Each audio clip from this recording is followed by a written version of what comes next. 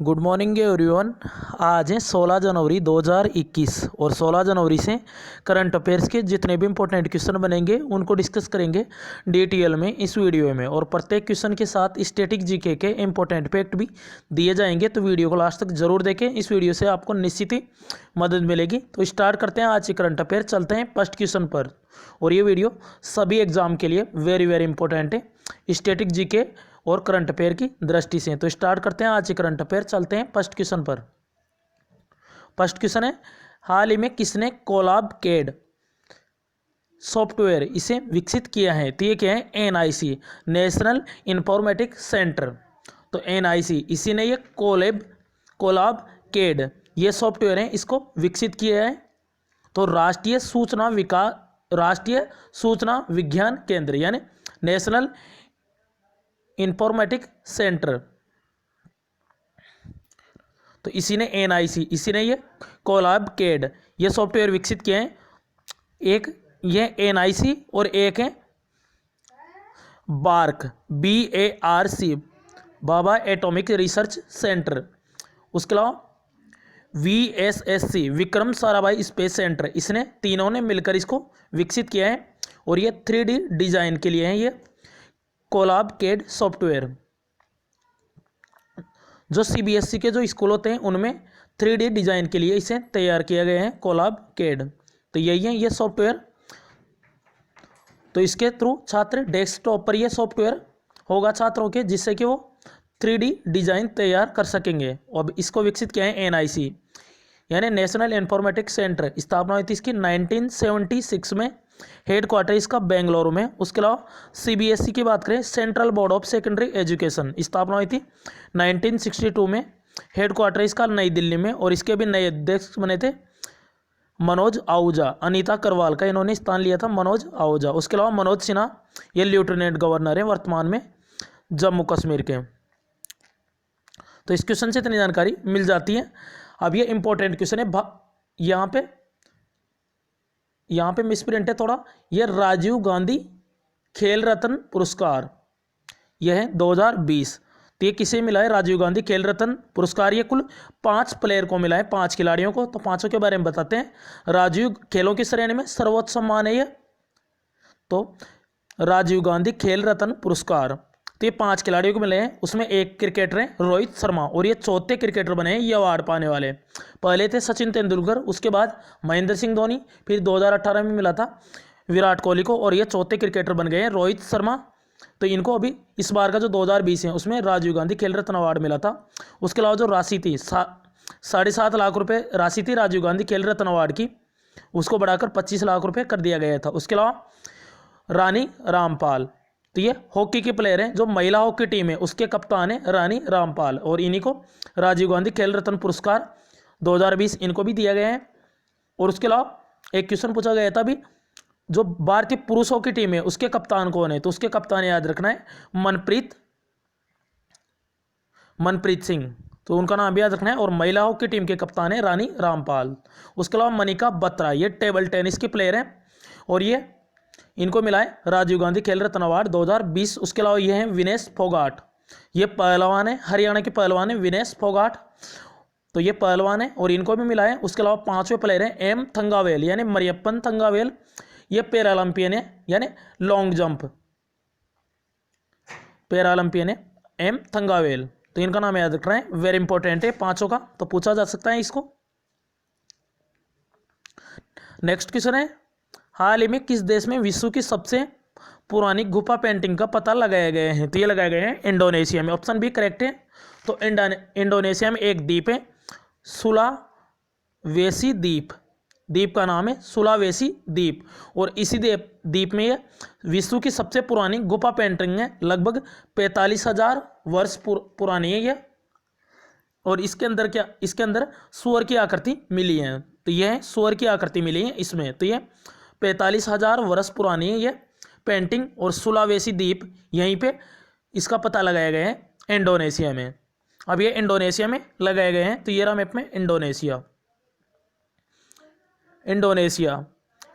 Indonesia की capital है Jakarta, और इसकी जो कैपिटल है उसको अभी शिफ्ट कर दिया गया है, बोर्नियो आइलैंड द्वीप पर शिफ्ट किया जाएगा। घोषणा हुई थी क्योंकि जकार्ता विश्व का सबसे तेजी से डूबता हुआ शहर है जकार्ता, इसलिए इसकी कैपिटल को बोर्नियो आइलैंड यानी पूर्वी कालीमंत्रण द्वीप पर शिफ्ट कर दिया जाएगा। उसके अलावा जो आसियान है, association of south east Asian nation, इसका भी हेडक्वार्टर है जकार्ता में।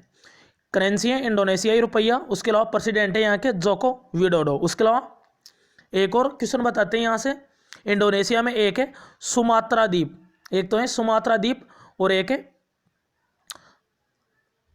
जावा द्वीप, इन दोनों को अलग करती है सुंड्रा जल संधि। तो सुंड्रा जल संधि ये ध्यान रखना है, ये कहाँ पे है, इंडोनेशिया में, तो याद रखना है इंडोनेशिया से। उसके अलावा 2018 के जो एशियन गेम हुए थे कहाँ पे हुए थे, तो ये इंडोनेशिया में हुए थे 2018 के एशियन गेम, और 2022 के होंगे चाइना में, याद रखना है इससे। नेक्स्ट क्वेश्चन है, हाल ही में सेना दिवस कब मनाए गए हैं, यानी थल सेना का दिवस है ये, तो ये भी मनाए गए हैं 15 जनवरी को। ऑप्शन सी इसका करेक्ट है, आर्मी डे। तो ये हर साल मनाया जाता है 15 जनवरी को। अब ये क्यों मनाया जाता है 15 जनवरी को, तो 15 जनवरी 1949 को भारत के पहले कमांडर इन चीफ बने थे KM करियप्पा। तो 15 जनवरी 1949 को पदभार इन्होंने संभाला था इस वजह से, और किससे चार्ज लिया था, जॉर्ज बूचर, तो इनसे इनके स्थान पर यह चार्ज लिया था। तो भारत के पहले कमांडर इन चीफ थे ये KM करियप्पा। 15 जनवरी को ये हुए थे, इसलिए सेना दिवस मनाया जाता है 15 जनवरी को हर साल। ये तो सेना दिवस है। वर्तमान में थल सेना प्रमुख है मनोज मुकुंद नरवणे, 28वें नंबर के मनोज मुकुंद नरवणे। उसके अलावा भारत के पहले chief of the defence staff बने थे जनरल बिपिन रावत। ये क्वेश्चन वेरी इंपॉर्टेंट है। उसके अलावा नौसेना का दिवस बताते हैं 4 दिसंबर को, वायुसेना का दिवस आता है 8 अक्टूबर को। उसके अलावा जो तीनों सेनाएं होती हैं उसका प्रमुख होता है भारत का राष्ट्रपति, ये याद रखना है। तो ये सेना दिवस तो ये मनाया गया 15 जनवरी को। इसके अलावा 15 जनवरी को जो IMD है यानी इंडियन मेट्रोलॉजिकल डिपार्टमेंट, इसका भी स्थापना दिवस होता है 15 जनवरी, क्योंकि 15 जनवरी 1875 इसको स्थापना हुई थी इसकी। तो इस बार इसका 146वां स्थापना दिवस भी है 15 जनवरी को। उसके अलावा जनवरी के इंपॉर्टेंट डेज बताते हैं। जनवरी 12 जनवरी को था राष्ट्रीय युवा दिवस विवेकानंद जी के जन्मदिन पर, और 10 जनवरी को वेरी इंपॉर्टेंट था विश्व हिंदी दिवस। 9 जनवरी को था प्रवासी भारतीय दिवस, और 4 जनवरी का था विश्व ब्रेल दिवस। उसके अलावा 1 जनवरी को DRDO का 63वां स्थापना दिवस था। तो ये जनवरी के इंपॉर्टेंट डेज है, उनको रिवाइज करवा दिए हैं। नेक्स्ट क्वेश्चन है, हाल ही में आई लंदन एंड पार्टनर्स की रिपोर्ट के अनुसार 2016 से 2020 के बीच कौन सा शहर दुनिया का सबसे तेजी से बढ़ने वाला टेक शहर यानी इनोवेशन के क्षेत्र में सबसे तेजी से बढ़ने वाला शहर बना है बेंगलुरु। तो ये 2016 से लेकर 2020 का ये डाटा है, तो इसमें बेंगलुरु आए टॉप पे। उसके अलावा दूसरे पे लंदन, तीसरे पे म्यूनिक, और भारत का मुंबई है 6ठे नंबर पे। तो बेंगलुरु इसमें टॉप पे रहा है और लंदन है इसमें सेकंड में। तो ये जो निवेश होता है उससे संबंधित है ये, तो उसी के मामले में ये टॉप पे रहा है बेंगलोर। तो लंदन एंड पार्टनर्स इसकी रिपोर्ट आई है, तो इसके अनुसार 2016 से 2020 के अंदर दुनिया का सबसे तेजी से बढ़ने वाला टेक हब शहर बना है बेंगलुरु। और जो 2020 का जो भारतीय विज्ञान कांग्रेस हुआ था ये कहाँ पे हुआ था, बेंगलुरु में हुआ था। ये याद रखना है 107वें नंबर का हुआ था। तो भारतीय विज्ञान कांग्रेस 2020 कहाँ पे आयोजित हुई है, बेंगलुरु में। तो ये वेरी इंपॉर्टेंट है। नेक्स्ट क्वेश्चन है, हाल ही में फ्रांस के प्रतिष्ठित सम्मान ऑर्डर नेशनल ड्यू मेरिट इससे सम्मानित किया गया है। तो ये किया गया है रोहिणी गॉडबेले, यही है रोहिणी गॉडबेले, और ये मुंबई में एक फिजिक्स की साइंटिस्ट है और पद्मश्री अवार्ड भी प्राप्त करता है ये रोहिणी गॉडबेले। और इन्हीं को भी फ्रांस और भारत के बीच सहयोग को बढ़ावा देने के लिए यह सम्मान मिला है। फ्रांस का प्रतिष्ठित सम्मान है ऑर्डर नेशनल ड्यू मेरिट, तो नाम याद रखना है इनका रोहिणी गॉडबेले। उसके अलावा तेंजिन लेकपेल अभी जो बिमस्टेक हैं, बिमस्टेक इसके महासचिव का पदभार संभाला था। उसके अलावा पॉल जाचेरिया, तो इसने भी इसको अभी केरल का अजुचान पुरस्कार मिला था। उसके अलावा केसिवान, इनको वान कर्मण पुरस्कार भी मिला है। उसके अलावा भूषण इंटरनेशनल पुरस्कार ये भी मिला है के सिवान को। वेरी इंपॉर्टेंट है, इसरो के ये प्रमुख है, और इसका कार्यकाल भी 1 साल के लिए बढ़ा दिया गया था। उसके अलावा DRDO के प्रमुख हैं जी सतीश रेड्डी, इनका कार्यकाल भी 2 साल के लिए बढ़ा दिया गया था। नेक्स्ट क्वेश्चन है, हाल ही में किसे अमेरिका में जलवायु नीति और नवाचार के लिए वरिष्ठ सलाहकार के रूप में नियुक्त नामित किया गया है? तो ये किए गए हैं सोनिया अग्रवाल को। ऑप्शन भी करेक्ट है, तो यही है सोनिया अग्रवाल, और इन्हीं को ही अभी अमेरिका में जलवायु और नवाचार, अमेरिका में जलवायु और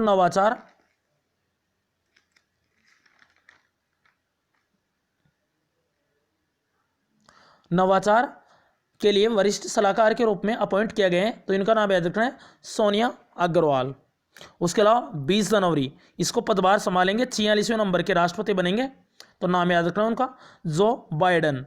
उसके अलावा कमला हैरिस पहली उपराष्ट्रपति बनेगी, महिला उपराष्ट्रपति अमेरिका की कमला हैरिस।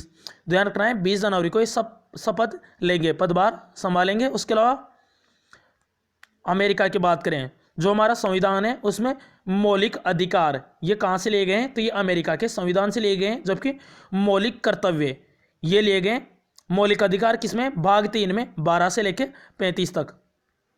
उसके अलावा मौलिक कर्तव्य ये भाग 4 में आर्टिकल 51A के तहत है, और सरदार स्वर्ण सिंह समिति और ये रूस से लिए गए थे मौलिक कर्तव्य, याद रखना है। उसके अलावा ऑप्शन में दिए हुए रणजीत सिंह डिसाले, ये महाराष्ट्र के टीचर हैं, ग्लोबल टीचर प्राइज पाने वाले पहले भारतीय थे, और सुब्रा शर्मा इनको युवा वैज्ञानिक पुरस्कार 2020 मिला है। उसके अलावा के प्लानी, इनका नाम भी वेरी इंपॉर्टेंट है, के प्लानी। तो के प्लानी जो अभी जो गलवान घाटी में जिस झड़प हुई थी भारत और चाइना के बीच में, तो ये शहीद हो गए थे उसमें, तो इनको मरणोपरांत 26 जनवरी पर वार टाइम गैलेंट्री अवार्ड से सम्मानित किया जाएगा। गैलेंट्री अवार्ड इससे सम्मानित किया जाएगा इनको, तो याद रखना है। नेक्स्ट क्वेश्चन है, हाल ही में साकरेज पर्व किस देश में मनाया गया है? तो ये मनाया गया है अभी बांग्लादेश में। ऑप्शन सी करेक्ट है। और जो इस बार का जो international film festival of India 51वें नंबर का जो गोवा में आयोजित होगा, उसमें focus in country in focus, तो ये बांग्लादेश को रखा गया है कंट्री इन फोकस, तो याद रखना है। तो साकरेज पर्व तो ये कहाँ पे शुरू हुआ है? अभी ये बांग्लादेश में ये शुरू हुआ है। तो ये मेनली जो एकता होती है, एकता को बढ़ावा देने के लिए है साकरेज पर्व। तो इसमें क्या होगा? जो पतंगबाजी होती है वो इसमें होगी। तो ये भी मकर संक्रांति के अवसर पर यह हुआ है साकरेज पर्व। अब ये बांग्लादेश में हुआ है, तो ये रहा मैप में बांग्लादेश। कैपिटल है ढाका, करेंसी है टका, और यहाँ की प्राइम मिनिस्टर है शेख हसीना, जो बांग्लादेश के जो पहले राष्ट्रपति हैं, यानी संस्थापक माने जाते हैं शेख मुजीबुर रहमान, इन्हीं की बेटी हैं ये शेख हसीना। 1971 में 16 दिसंबर 1971 को युद्ध हुआ था भारत और पाकिस्तान को, और उसी में पाकिस्तान से अलग हुआ था ये, जो पूर्वी पाकिस्तान था वही बना था बांग्लादेश। तो पाकिस्तान को हराया था भारतीय सेना ने, उसके बाद ये बांग्लादेश 1971 में बना था बांग्लादेश। इसके अलावा प्रेसिडेंट है यहाँ के अब्दुल्ला हामिद, तो याद रखना है। उसके अलावा एक और क्वेश्चन बताते हैं, भारतीय स्थलीय सीमा की कुल लंबाई है 15,200 किलोमीटर, तो उसमें सर्वाधिक स्थलीय सीमा लगती है बांग्लादेश के साथ 4,096 किलोमीटर की, तो याद रखना है बांग्लादेश के साथ। और मैकमोहन लाइन ये 3488 किलोमीटर की है भारत और चाइना के बीच में। रेड क्लिफ लाइन है 3323 किलोमीटर भारत और पाकिस्तान के बीच में। उसके अलावा पाक जल संधि ये भारत और श्रीलंका के बीच में, तो याद रखना है। उसके अलावा 10 डिग्री चैनल है अंडमान और निकोबार के बीच में, और भारत और मालदीव के बीच में 8 डिग्री चैनल है, और मालदीव और मिनिकॉय के बीच में 9 डिग्री चैनल, तो ये याद रखना है कुछ चैनल है। नेक्स्ट क्वेश्चन है, और इसके अलावा बात करें बांग्लादेश के साथ किस राज्य की सबसे ज़्यादा सीमा लगती है, तो ये लगती है पश्चिम बंगाल की, ये पूछ सकता है एग्जाम में। हाल ही में सबसे अधिक उम्र की जीवित ओलंपिक चैंपियन ने अपना 100वां नंबर का जन्मदिन मनाया है, उनका नाम क्या है? अग्नेस कलेटी। यही है अग्नेस कलेटी, और इन्होंने अभी अपना 100वां जन्मदिन मनाया है। तो ये जिम्नास्टिक है अग्नेस कलेटी, और यह हंगरी की है, और इसने हंगरी के लिए ओलंपिक में कुल 10 पदक जीते हैं। अभी इसने 100वां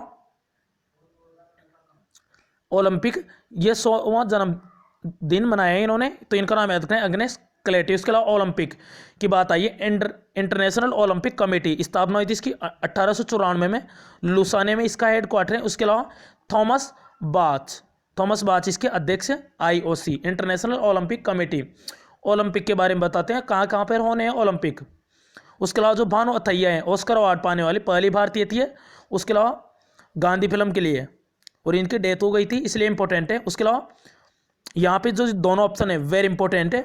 रेनी ज़ेलेगर, इस बार का जो 2020 का जो बाफ्टा पुरस्कार और ऑस्कर अवार्ड है, इसमें बेस्ट अभिनेत्री का अवार्ड मिला है। उसके अलावा बेस्ट अभिनेता का अवार्ड मिला है। बाफ्टा और ऑस्कर दोनों में ही 2020 के लिए जोकिन फिनिक्स, याद रखना है।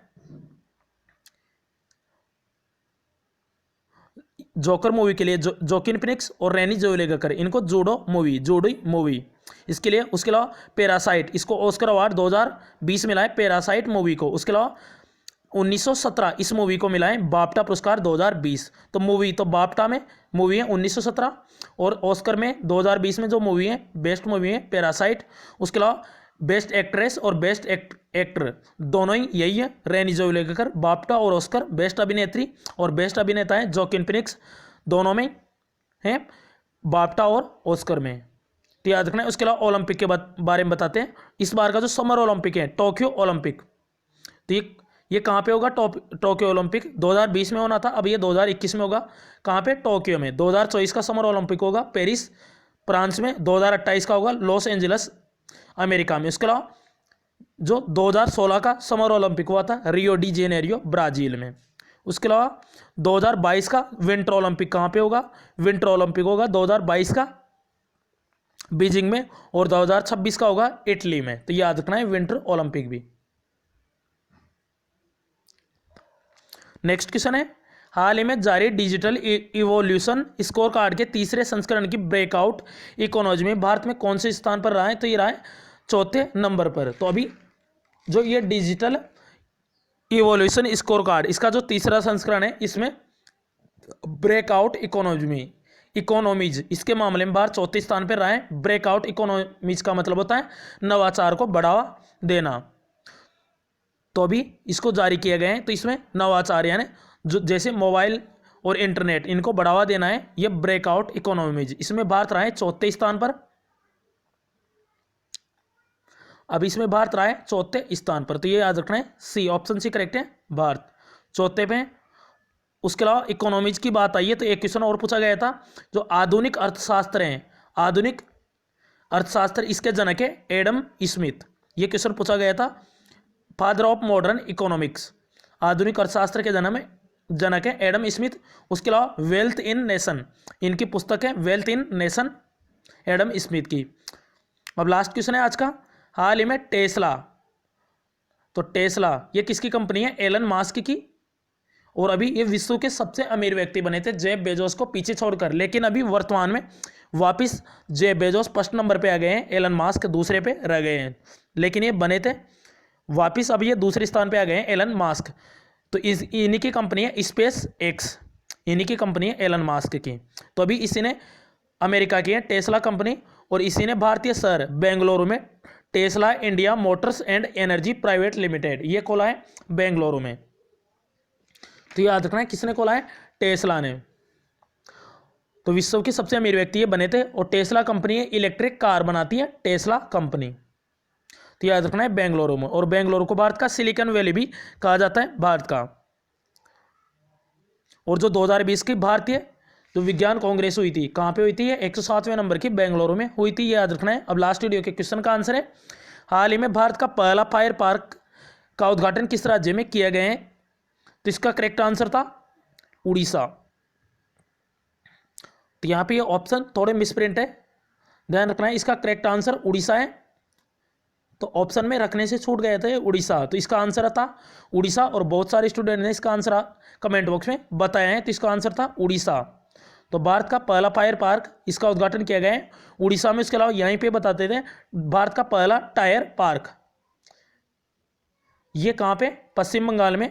उसके अलावा भारत का सबसे बड़ा खिलौना संग्रहालय, तो ये कहाँ पे? खिलौना निर्माण समूह भारत का, ये गुजरात में, ये याद रखना है। अब आज का क्वेश्चन है आपके लिए, हाल ही में करुणा अभियान 2021 की शुरुआत किस राज्य सरकार ने की है? तो किस राज्य सरकार ने ये करुणा अभियान 2021 शुरू किए हैं? तो इसका करेक्ट आंसर कमेंट बॉक्स में जरूर बताएं। अगर आपने कल वाला वीडियो देखा होगा तो इसका आंसर आपको पता होगा। कमेंट बॉक्स में जरूर बताएं कि वीडियो कैसा लगा है। अगर वीडियो पसंद आए तो लाइक एंड शेयर करें और चैनल को जरूर सब्सक्राइब करें। इस चैनल से आपको निश्चित ही मदद मिलेगी। अगर किसी भी क्वेश्चन से या वीडियो से रिलेटेड कोई सजेशन देना चाहें तो कमेंट बॉक्स में दे सकते हैं। कमेंट बॉक्स में जरूर बताएं। तो थैंक्स ऑल फ्रेंड्स।